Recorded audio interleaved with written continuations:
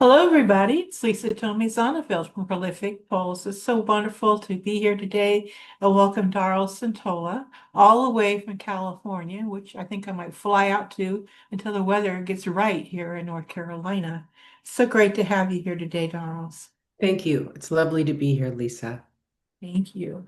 And I understand that you're a social worker, is that correct? Yes, I'm a licensed clinical social worker and mental health provider. Well, your life has definitely set you up for this type of profession. Having read your book, which is Finding Truth with Michael, and those of us who are Michael Jackson's fans are like, whoa, when they approached me about interviewing you, I'm like, yeah, because I saw the cover of the book and I heard about it. I'm like, yeah, I want to meet this person. So, wow. So you've had a very close friendship with Michael, kind of um, sort of a quote unquote romantic type relationship, but not really. But you had a relationship that could have been alluded to that. So, Right, right. It was definitely first sparks of adolescent attraction for especially for me.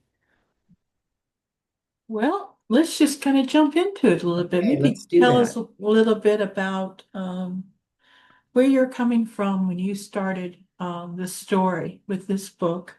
You were a young teen, um, hmm we were in high school, I believe. Or Yes. And tell us a little bit about what got this going, what started this book out here. Well, the story itself is an unusual story of a unique private school that I attended, and so did Michael Jackson. And my sister got me into this school, both of us on scholarship. So we worked um, originally as custodians and then later on more administratively, but worked for tuition. And so it was a school of Hollywood, the children of Hollywood executives, very elite type of private school. And that is where I met Michael Jackson. And it turned out at the same time, I had been indoctrinated into the cult of Jehovah's Witnesses. And that had nothing to do with my parents. That was more my sister and I looking for belonging. So the friendship with Michael blossomed as a result of he approached me and asked me to study the Bible with him. And he had a background of Jehovah's Witnesses in his family. So he was curious about getting more involved. And so we had our saga, our story that lasted for 4 to 6 years, depending on the intensity of it. And over the years, I've been asked many times to share my story. But I mean, to have a friendship and a relationship with Michael Jackson, who has become one of the most recognizable icons of the world, is quite a unique story. And so many people have wanted me to put that down on paper and share it. But to find the actual story took many years for me to digest and really understand my perspective and what it is that I wanted to share about that story. Just because something happened doesn't mean it's meaningful to others. So there's also lots of people over the years who have looked for salacious material about Michael Jackson, and I definitely don't have a story along those lines. I've got a sweet spiritual love story of two adolescents looking for God and finding it in one another. I think that really sums it up well. I actually was relieved not to find anything salacious in the story. hmm I always have felt there was some degree of question about all of this other stuff that came up. I don't think we'll ever completely know the answer to all of that. If you haven't lived the life, sometimes you just don't know the answers. But hmm what I got from this book was a very gentle spirited man or young man, teenager, who liked to have fun, had a sense of humor, understood the value of people, held a special place in his heart for protecting children, and had a certain close relationship and appreciation for nature. And how fortunate it was that the two of you connected. Mm. I got the feeling in reading about your family life and the challenges that came along with growing up. And I mean, we've all had some kind of a obstacle, but you've had some pretty intense stuff that's happened.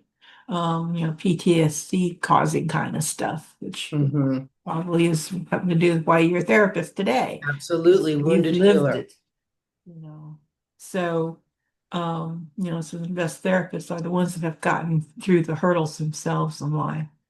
And to me, the gentle soul that you knew as Michael Jackson, um, was probably, I would say, the gentle soul that you needed to know at that time of your life. Yeah. That's a beautiful reflection, Lisa. And I really love the way that you portray him and what you got from my narrative, because really he was a gentle soul, unlike most human beings. There was something about him that was blatantly recognizable as a light and somehow stood out from the rest of us. I used to say that he wasn't from he wasn't from the same place as the rest of us, because there always was this divinity or shining quality, and children recognize it in him even to this day. I'm constantly coming across little blips on social media where children will discover him and weep with connection and compassion from Michael Jackson, and they see something in him. And I saw that in him when we were teenagers and friends.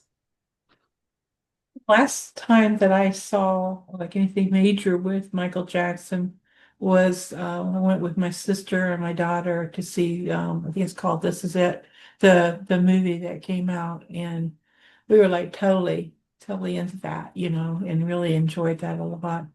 Um, and I was quite frankly, and as I'm sure most people of the world were shocked, when we lost him. And I was doing actually a comparison, and I'm actually not, my age isn't that much further from his and your own. Maybe I'm a little bit older, but I remember in high school, getting exposed to the Jackson Five, and thinking of what a cute little boy, and he's kind of took over the group, and he was younger and seeing. So.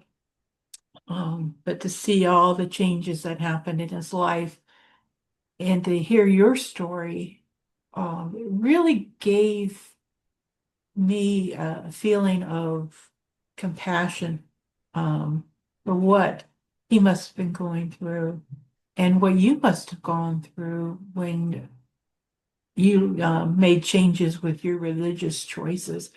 Maybe let's go into that a little bit about the Okay. whole religious thing. In fact, I ended up ordering the book for about the 30 years of being a slave with Jehovah's Witness. 30 years of Watchtowers. Hmm. Yeah, I actually went on and found I could get it online, and so I already have it checked out. Okay. So yeah, I like to study different religions, and that kind of fascinated me. Um, and I do believe people believe how they believe, but Jehovah's Witnesses, I'm familiar with them.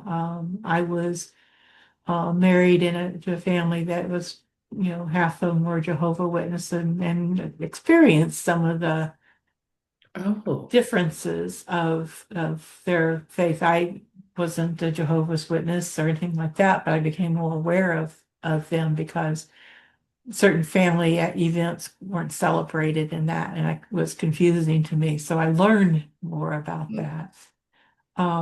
And the importance that they put on being perfect. And I don't know how that's possible for people to be perfect. None of us are perfect.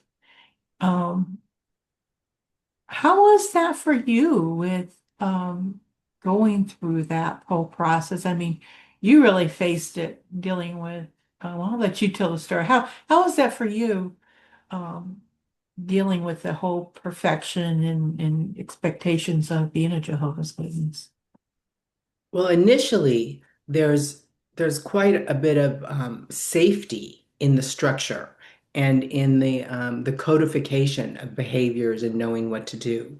So initially, I believe as I was becoming indoctrinated and attracted to the religion, I didn't notice that rigidity and that control. It seemed as though they knew what they were doing and they had a way, and it was black and white. And to know what to do felt felt somehow secure as Mhm. an adolescent I was very lost at that time. My family was fractured and my parents were losing a home, a business, their relationship. And so I was ripe for the picking of somebody who needed that kind of structure around me and discipline. And then as the control became more oppressive, and I started to question and use my own critical thinking abilities, and that was squashed, then it became a conflict and more of a challenge. So that's really what the book is about, is that journey of the call to what would bring someone into that kind of environment that with high authority and control and rigidity, and then what would allow somebody to find some questioning and find their way out of it. And so that's the arc of my journey.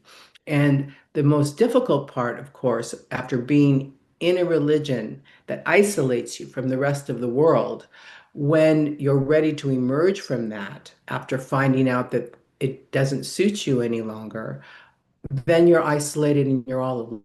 So the choices are never easy once you've been in to get out. It's hard too because when you do get out, you're ostracized, you know. Exactly. You are alienated and you're socially persecuted and tortured because there's an announcement made in front of all of your congregation, everyone you've known, that you're being disfellowshipped for conduct unbecoming a Christian. And there's no further explanation. But the assumption, of course, is that somebody has stepped out of line. And typically, when a teenager is disfellowshipped, it means they have sinned and fornicated or had sex outside of marriage. I know that your sister was one who this happened to, and they were really, from what I understand in reading your story, they weren't really 100% certain that she had done anything wrong, but they were just going on what rumors but to me they didn't have a basis. If that's how their rules are, they didn't have a basis for what they did. It made me mad because well they she never said and nobody ever said that she was doing anything wrong. She Mhm. was exploring perhaps, some adolescent things and maybe post-adolescent type of behavior, but I never saw where she actually anybody there was no confession to anything having had happened. And so it's like a judgment day for her when they made Mhm. that decision. Yeah. It sounds like for her, it didn't matter so much anyway, because she has already had moved on with her life and made some other choices. Um, how was that for you with you and your sister being so close, growing up together? And I had an older sister and she was 4 years older than I, and, we shared a room and, shared our secrets and everything else. But, we went different ways in our lives, as growing up. How was that for you when that happened for her? That probably was the beginning of the chink in the armor of my doubt creeping in because I was monitored and questioned according to their need to find out what she was doing. So her attendance to meetings, was monitored, and then I was questioned about where she was, what she was and wasn't doing, who she was with.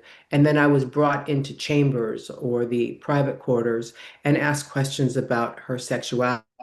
And I really did not know the answers, but even if I did, what a horrible situation to put a child in, to ask them to spy on their sister and then to reveal information about them.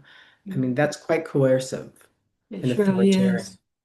Or it's coercive for anyone, but I think it's even worse when it is a sibling, because sibling relationships are the closest relationships you're ever going to have for your life. And for Mhm, someone to come in there and start nosing into your family business, so to speak, to, it just infuriated me. And my compassion was, on yours and your sister's team, definitely not on the elders that mhm. made it so hard for you all. Down to when and I thought she doesn't need to go there, but when you went there to the elder at his home, and it was like a setup. It was just you and the elder, which they always say, my sister's former church, before she passed away, and that you don't just go see somebody alone. You have somebody else around. And that's, the safety in numbers and that kind of thing. Mhm. Um, that must have been very frightening for you to go through that. Yes, you're speaking about the part in the book when I was questioning the religion, which was a few Mhm, years after my sister was disfellowshipped. mhm. And one of the elders invited me over to his home to answer some of my questions. I had a whole list of questions about the dogma and certain aspects of how they interpreted scripture. And my questions were not answered, no matter how many times I asked, in a way that felt satisfying. So the elder invited me over to his house to answer my questions. And when I got there, he was inappropriate with me. His wife was not home. And that turned out to be somewhat of a situation where he was seductive with me. And then when I reported that, I wasn't believed. And unfortunately, that seems to be still the way it is in this world. People are not believed. Um, I'm sorry that happened to you. I Mhm. mean, it could have even gone further than what it did, and it was bad enough what happened. And when I started reading that part of the book, I was already saying no, no. When you started about going into the home and the way he wasn't tired, and I'm like, red flags. So Okay. Well, you felt the suspense, and that's what's yeah, important. yeah, definitely felt that suspense, and Mhm. yeah. So, um, is there a particular portion of this book that you would like to share with us? We can get a little glimpse inside the covers. Sure. Well, it's broken up into three parts. And at the beginning of each part, I use journal entries to set the tone for what's to come. Originally, when I've had many versions of this book, Lisa, and many rewrites. And the latest version was actually cut by almost 50%. And I got rid of all kinds of stuff. But originally, I was planning on having a journal entry at the beginning of every chapter and then telling the story. But oftentimes, the journal entries told the whole story anyway. So it didn't really work. So what I did was I just broke it up and gave a few journal entries. And so I can read part one and then Okay. see if you have any questions, and then maybe part two and part three, or however you think it might be good to do. Let's go there. I'm glad that you did it the way you did, by the way, because Oh, yes. I'm a judge of memoirs and that for a particular private group, and I would have probably given it an A plus for the way you handled this, the way that you organized your book, because you did lay out just enough to pique a person's interest to read into the chapter without telling forcing the person to have to read each chapter into a journal entry. So I'm glad you organized it the way you did. That means a lot coming from you, Lisa. Thank you. Mhm. Thank you for that. All right, so the first part of the book is called Part One, The Promise. And I have three journal entries. The first one, Michael is my best friend as far as I'm concerned. I like him more than any other friend. And then the next one, Michael is the one who opened my eyes about nature. He appreciates it so much. And then the third journal entry. Today was my last study with Michael for a few weeks. He's going to Vegas. It was a great study. It was so juicy and full of good points. He came with me to the bus stop and we talked for a while. I enjoy his companionship so much. He always makes me feel better. He told me about this butterfly that lives for only one day and compared it with one day to Jehovah is 1,000 years to us. Very nice. And in the story, you share your experiences in these settings with Michael so that I felt like I was sitting right there watching the scene. In fact, as I was reading through, I thought, this should be a movie. This should, this really needs to become a movie because there's just such a rich story here. And the way that you wrote it, it could be easily scripted, into a screenplay, by the Hmm. way. So if you're thinking along those lines, you have my vote. Okay. Well, I am a big movie buff and have been my whole life. So I'm not surprised that there are some cinematic elements to it. Have you ever written a screenplay or dabbled in No, that area? Might no. be something to think about. Is this your first time to ever write a book? Yes, this is my first time as an author. And it's not that I have not written. Writing is something I've always enjoyed doing. I was a literature major and but not writing about myself, which is very different than writing. I've always loved to read and I grew up in a family where reading was encouraged and we had all the classics on a shelf. And so reading and writing, and especially journaling, have always been significant to me. Same here. I've been in a reading family too. It's always been the eyes to the world was through a book. And Mhm. I grew up spending a lot of time in the library. So, yeah, I loved totally agree. libraries and the Dewey Decimal System and all of that. I still get that sense of peace when I go into a library. I never could get that Dewey Decimal Systems in my head right, but I do know how to find a book. Do know the numbers of the sections that I like. Hmm. So, wow. But this is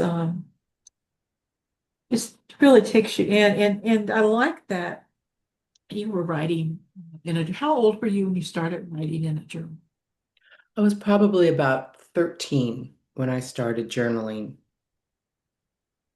I think that that would be a positive thing for youth to think about is writing in journals because I think it can really help in this world that we live in now, for our own mental health to have an Hmm. outlet like a journal, either Yes, that or an art journal or some way of expressing so that we can get all these worries out of our head. I agree. From a therapist standpoint, I'm sure that you recommend journal writing for people. On so many levels, I recommend it, not only because there's reflection time and it takes the thoughts from looping in the head and organizes them on the paper, but there's also, if you're using pen, there's that head to heart connection as you write, and there's some processing there. Just like when we walk, we have time to really integrate our thoughts in a way where we can observe them as opposed to being overtaken by them. In your practice, do you find that you get very many people that you come across that are dealing with religious that you can relate to regarding your religious past? Yes, on so many levels and along the continuum. Somebody could have had a very positive religious experience and upbringing, but one particular idea or thought could get wired in a way that is maladaptive for their entire lives, such as God is always watching me. And that doesn't mean that impacts everybody the same way, but for some people, it can show up in an intrusive way in their relationships and in their functioning in their life. So it doesn't always have to be um, negative religious experiences that get somehow stuck in people's systems. Mm. But even some of the things that are confirmations to us can also be kind of misunderstood and Mhm. become more controlling to us. And so it's a lot of it's just based on our interpretation of something or how much something has been, repeated to us over the years. And I remember hearing certain things that, when I was younger and I had to grow up and throw those ideas out because I realized it didn't make sense. And it wasn't because somebody was trying to be abusive to me. It's just because that's what they understood. Yes, right. So we are exposed to what the adult people in our lives are of their understanding of things. So sometimes things happen that we have to just learn to Hmm. forgive and go on. So, Right. so on part two, which is kind of like after page 144, we have a couple more journal entries. Yes. Let's see here. Part two is called The Voice Inside. And this is important because it's that voice inside that ultimately needs to become externalized. So this is part of my process. And here I have two journal entries. The first, if I give up the truth, I give up all the security and safeness. I give up my dearest friends, Latoya and Michael. I accept the fact that I will be a victim of juicy, malicious gossip. We referred to the religion as the truth. Mhm. Second journal entry. Michael called me tonight. It left me totally drained. I poured out my heart to him unreservedly, telling him everything. I don't know if he grasped it. And you experienced with Michael kind of a silence, when he was on the I think you were on the phone with he and Latoya, if I remember correctly, and he, hung up the phone. Yes, that was when they were in New York filming The Wiz. And actually, that was after I'd been disfellowshipped, and we still had clandestine meetings. And they were in New York, and we had to stay out of the eyes of anyone who might see us. And because they were there, they asked me to come to New York and hang out with them while Michael was filming The Wiz. And it was at that time that I reported that I was in a relationship and I couldn't come. And Michael hung up the phone. Right. That tells me something about where his mind might have been in connection with you. Yeah. That there's definitely something going on there. Well, That. there was a loss of our friendship when I decided to leave the religion because you're not allowed to associate, at least Mhm. not under the eyes or scrutiny of the elders. The Mhm. other aspect of that is I was Michael's Bible mentor. So I was actually reporting my hours of study with him Mhm. to the Watchtower Society. And because I was his mentor, I had a lot of influence. And I had started college and I was questioning the religion. Jehovah's Witnesses do not admonish or encourage higher education. They frown upon it. But I graduated high school at such a young age that I had to go to college under my parents' decision. Thank goodness. So I was 15 when I graduated high school and 16 when I started college. And it was that process that started my critical thinking.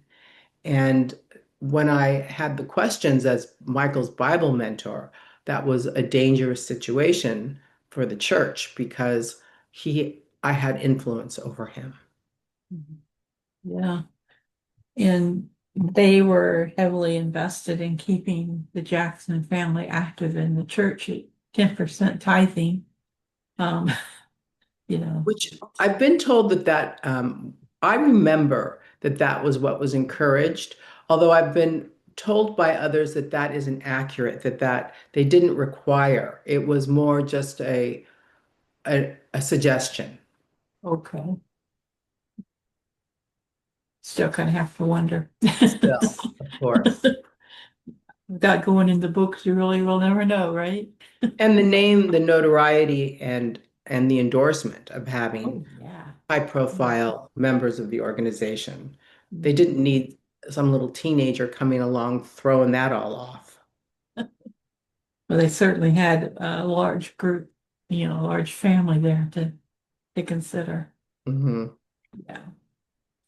And then the third section was the entry into disfellowship. Yes. That's the entries there. This is really when I went to my journal, and these are quite emotional, these entries. Shall I read these? Sure. Okay. There's three. Mhm. My life had journeyed far beyond the precious era I'd shared with the Jackson. As a teenager, I'd longed to be an adult. Now I wanted nothing more than to retreat into the safety of my adolescent friendship with Michael and Latoya. The next one. I just got home from a long day of work and school. My mind is still tangled and confused. In my English class today, we read a poem that struck me deeply. The Love Song of J. Alfred Prufrock by T.S. Eliot. It's about an old man struggling with whether to keep conforming to the expectations of society or live life on his own terms, knowing it would mean giving up everything familiar.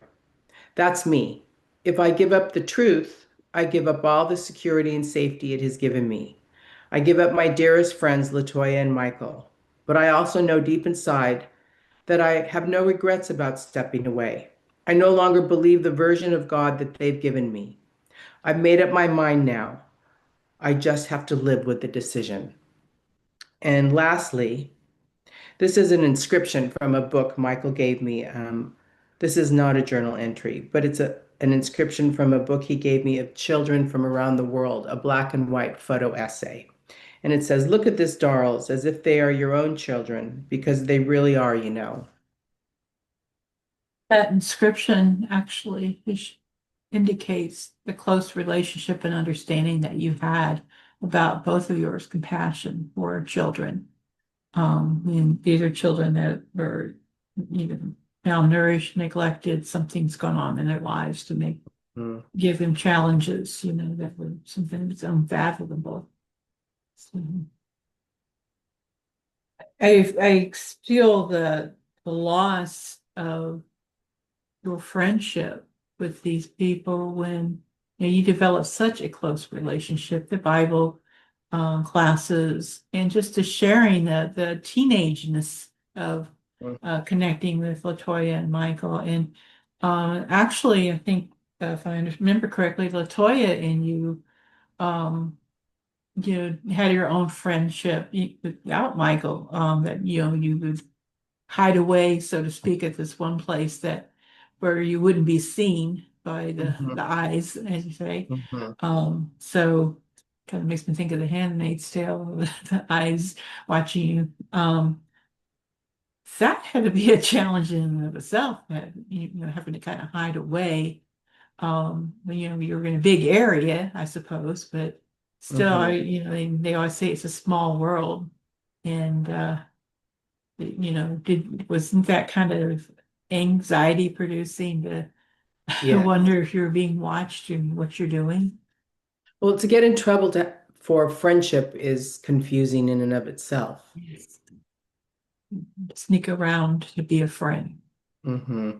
Does that make any kind of sense? No, You know, no. in your safety net, I mean, both Latoya and Michael were safe friends. Hmm. Neither one of them were doing anything to affect your life in a negative way, nor were you doing anything to affect their lives in a negative Well, way. that was more the tension. Was I going to harm them? Yeah, as they an were apostate. worried. I was deemed apostate at the end. And so really somebody who is on the side of Satan. Yeah. Um, so now that, all these years have passed and Michael has gone, um, I think maybe another Jackson has passed too, if I remember correctly. Do you have any connections at all with the Jackson family to this day? No, no, I don't. Did that all kind of go away after your teenage life and college life? I mean, Yes, we all moved on with our lives. And I did connect with Katherine Jackson once, I believe it was in the 90s. She was visiting Hawaii and I was living there. And so we had a phone conversation. But and she was very kind and asked me to get back in touch with Michael and Latoya. Michael was on his rocket ship trajectory at that time. And Latoya was going through quite a bit of turmoil, and she actually wrote a memoir about that in her marriage. And her mother asked if I could somehow help with some of that. And I said I would be willing, but then I never heard from them again, which right. is not surprising. Well, the good thing too is, there's so many books written out there that are tell-all and gossipy and all of that. This is not that kind of book. No, this is So not. if somebody picks up this book and they think they're going to get a bunch of dirt, they're going to be disappointed. They want to hear a true friendship story. I want to hear about a struggle, a great struggle that you had with your life. They want to find things that could actually be relatable to a teenager. This is the book they'll want to read. Yeah, I think that this is actually an excellent book to put into the hands of teenagers, because it tells so much. In fact, I have a niece that teaches, and I'm going to suggest this book, for her class. If she teaches and she keeps a library for her students. So if she's interested, I'll buy it for her to have in her classroom. and I'd be And happy to send her some copies. well, I'll let her know. But I think that this is the kind of book that I would have read as a teenager for sure. Because as a teenager, I was reading all kinds of books like this kind that I could find, Me to too. help me just understand what was going on in this world that we live in. So, How to make sense of it all and make meaning. when is this going to be released? April 7th is the release date. April 7th. Not too far down the road. What kind of activities are you doing to get the word out? Well, I'm just now sending out an email announcement to colleagues, friends, and connections, and I'm starting my social media presence and podcast appearances. And then on April 7th, I have a book launch event at Book Soup, which is an independent bookstore in Hollywood, California. And I'll be having a conversation with Tony Duchesne. And I don't know if you are aware of his radio show or his podcast called Drinks with Tony. And he interviews an author every week. And he was also raised a Jehovah's Witness. And he wrote a memoir turned into a film called Confessions of a Teenage Jesus Jerk. So we'll be in conversation on April 7th. And um, hopefully all my support system will be there to partake in that and buy some books. Wonderful. Writing his name down. It sounds familiar. Well, great, great, great. Much success to you with this book. I think it's going to go well. I think people will pick this up and want to read it. And I'll certainly spread the word. We'll get it out in this podcast. And so more and more people can know about you. Is Well, there thank you, anything Lisa. is there anything I haven't asked you that you'd like to share?